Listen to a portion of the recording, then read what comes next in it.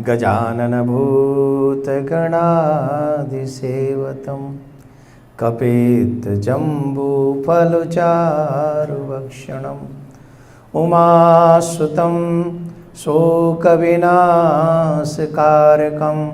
नमामि विघ्नेश्वरपादपङ्कजम्। गणेश उत्सव भारतीयों को यूँ तो प्रत्यक्ष सभी देवी देवता प्राप्त हैं, और कभी जन्माष्टमी के रूप में, कभी राधाष्टमी के रूप में, कभी गणेश उत्सव के रूप में, कभी नवरात्रों के रूप में अनेक अनेक देवी देवताओं का महोत्सव मनाने का सौभाग्य हम सब भारतीयों को प्राप्त होता है। उसी महोत्सव में 10 दिवसीय ये गणेश महोत्सव भी है। 10 दिन के लिए श्री गणेश बाबा हमारे यहाँ पधारते हैं, हम उनका स्वागत करते हैं, हम उनका पूजन करते हैं, हम उनको अपने एक पारिवारिक मेंबर की तरह प्यार से उन्हें अपने साथ में रखते हैं, अपने घर में रखते हैं। बड़ा उत्साह भी होता है, बड़ा उत्सव भी मनाया जाता है, बड़ा ऐसा लगता है जैसे घर में आज हमारे दीपावली मनाई जा रही है, होली मनाई जा रही है। महाराष्ट्र में गणेश महोत्सव और भी बड़ी धूमधाम से मनाया जाता है, आप सब जानते हैं। लेकिन एक दिन वो प्रतिक्रिया भी प्रारंभ होती है कि एक दिन गणेश जी आते हैं और एक दिन गणेश जी जाते हैं, जिसको हम गणेश विसर्जन महोत्सव कहते हैं। अब विसर्जन शब्द ही एक ऐसा है जो कि हमारे यहाँ तो भगवान को लाया जाता है, छोड़ा नहीं जाता है, पर फिर भी ये उत्सव मनाया जाता है। तो गणेश भगवान को अपने घर में लाने के बाद में विदा कैसे करना चाहिए, उन्हें उसकी विधि क्या है, वो विधि हम अल्प में आपको समझाने की कोशिश करते हैं। एक बहुत प्यारा सा पट्टा लेना चाहिए, पट्टा समझ गए, पाटा कई जगह बोलते हैं, लकड़ी का वो एक होता है, वो लेना चाहिए। उसमें थोड़ा सा गंगा जल छिड़कना चाहिए जिससे वो पाटा जो है वो पवित्र हो। फिर वहाँ पर लाल, पीला या गुलाबी एक वस्त्र उसमें बिछाना चाहिए। फिर चारों दिशाओं में वहाँ पुष्प और अक्षत बिछा देने चाहिए। उस पाटा पे हमारे ब्रज में कहते हैं सांतिया बनाना चाहिए, हैं? हाँ, तो वो बनाना चाहिए। और उसको बनाने के बाद में जहाँ पर श्री गणेश जी विराजमान हैं वहाँ से लेकर इस पाटा पर उनको विराजमान करना चाहिए। और जिस समय श्री गणेश जी महाराज जा रहे हों, चारों दिशाओं में सुपारी हो उस पाटा पे, और अन्न इत्यादि की पोटलियाँ बनानी चाहिए जो गणेश जी महाराज के उस पाटा पे रखी जाएं। पंचमेवा भी हमें वहाँ रखनी चाहिए, जो पंचमेवा एक पोटली बनाकर उस पाटा पे रख देनी चाहिए जो गणेश जी के साथ में जाने वाली है। इस हमें ठीक वैसी तैयारी करनी चाहिए जैसे हमारे पूर्व समय में कुछ लोग घर के बाहर जाते थे। आजकल के लोगों को तो होटल का खाना बहुत पसंद है ना, तो आजकल तो घर से पैक करके चलते नहीं हैं, बाहर से वो सब खा लेंगे बोले करते हैं। पहले ऐसा नहीं था, पहले बाहर के खाने को बड़ा अपवित्र मानते थे, बाहर का खाना नहीं खाते थे। हमारे ब्रज में तो आज भी ऐसे लोग हैं कि घर के बाहर का भोजन नहीं करते हैं, चाहे भूखे रह जाएं, व्रत रह जाएं, 2 दिन रह जाएं, भोजन नहीं करते।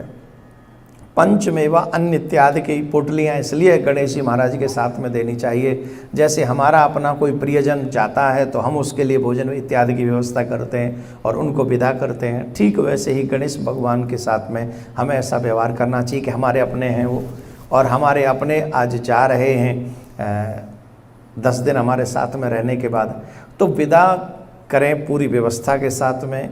और जब वहाँ किसी नदी, कोई आध्यात्मिक नदी इत्यादि के पास में जाकर उनका विसर्जन करें, तो विसर्जन से पहले कपूर की, धूप की, दीपक, घी के दीपक से उनकी आरती करनी चाहिए। फिर 10 दिन के लिए क्षमा याचना मांगनी चाहिए कि अगर हमसे कोई अपराध हुआ हो तो हमें क्षमा करना, हम तो कुछ भी नहीं जानते हैं, हम नासमझ लोग हैं, और फिर भी आपके हैं, आप हमें स्वीकार करें, हमें अस्वीकार न करें। हमारी जो भी गलतियां हुई हों उन्हें क्षमा करना, लेकिन अगले वर्ष फिर तुम जरूर आना गणेश बापा, गणपति बापा। तो प्रार्थना ये करके उनको विदा करना चाहिए कि अगली वर्ष फिर आइएगा, हमारे ये पूरा परिवार, पूरी फैमिली आपके आने का इंतज़ार करेगी। और ऐसी क्षमा याचना करने के बाद में गणेश जी को, कई लोग मैंने देखा है ऊपर से ही छोड़ देते हैं नदी में, ऐसा नहीं। अगर या आप अपना कहते हो तो बड़े प्यार से धीरे धीरे धीरे धीरे उनको जल, एक तरीके से कहेंगे जल समाधि देनी चाहिए। और एक और चीज़ मैं यहाँ पर बता दूँ, केमिकल युक्त गणेश जी की छवि आप जल में न डालें।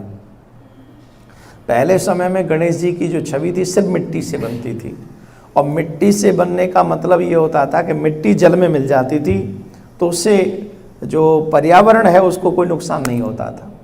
आजकल की समस्या यह है कि हम केमिकल युक्त गणेश जी की छवि बनाते हैं, तो एक से एक बड़ी बड़ी छवियां बनाते हैं, पंडाल सजाते हैं, एक दूसरे को दिखाते कि तुमसे बड़े हमारे गणेश जी।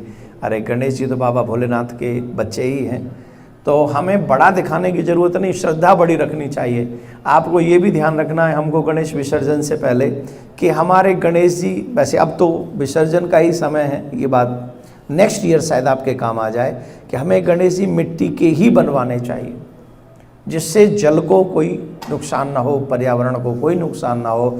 और मिट्टी के गणेश जी बनने का एक लाभ है कि फिर वो जल के बाहर भी आकर गणेश जी की जो छवि है वो एक विचित्र दृश्य में आपको दर्शन नहीं देती है। आपने कई बार देखा होगा, हम लोग गणेश जी बड़ी लंबी चौड़ी संख्या में प्रवाहित कर देते हैं और आप प्रवाहित करके चले आते हैं, फिर नदी पे, समुद्र के तट पे गणेश ही गणेश, उस स्थिति को आप देखना नहीं चाहते। तो अगर गणेश भगवान को आप प्रेम करते हैं श्रद्धा से, तो केमिकल युक्त गणेश नहीं, और सिर्फ मिट्टी से बने हुए गणेश जी आप लोग अपने घर में लाया करें और उनकी खूब श्रद्धा से महोत्सव मनाया करें। आप सबको गणेश महोत्सव की बहुत बहुत बधाई। और ये जो ज्ञान आपको मिला है इसे ज़्यादा से ज़्यादा लोगों तक पहुंचाया करिए, क्योंकि धीरे धीरे हम सब छोटी छोटी चीज़ें ही सही सीखते हैं, पूरे जीवन भर सीखते हैं। और सबसे बड़ी बात है कि पर्यावरण की भी जिम्मेदारी हमारी ही है। बोलो राधे राधे।